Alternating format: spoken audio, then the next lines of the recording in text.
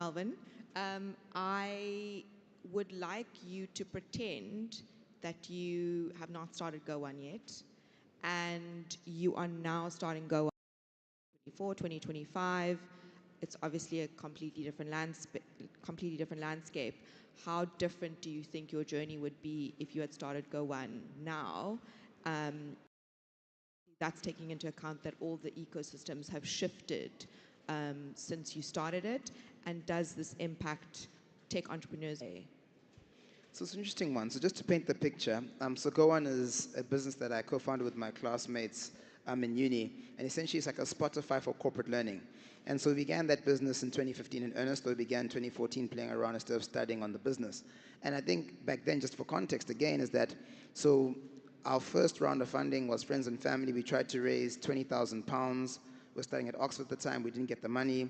We did Y Combinator. All of a sudden, people wanted to give us more money.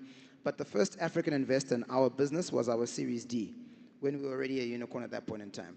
And at that point in time, as an African child, so I grew up in South Africa, my parents are Ugandan, I was told growing up, if you study hard and go to school, everything will work out.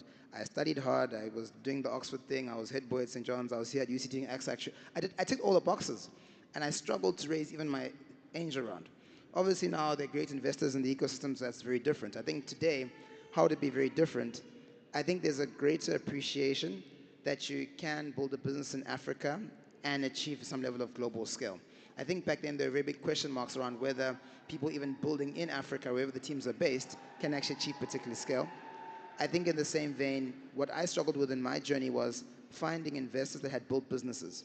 At the time when I was starting Go One, the reality is most investors were often consultants or real estate investors who had made lots of money and now were giving into VC, but they could never help me beyond the capital. And that's why I went to the US and Australia looking for particular partners. And so I think starting a business now, I think is an exciting time because to Mushambi's point, there's so many problems and there's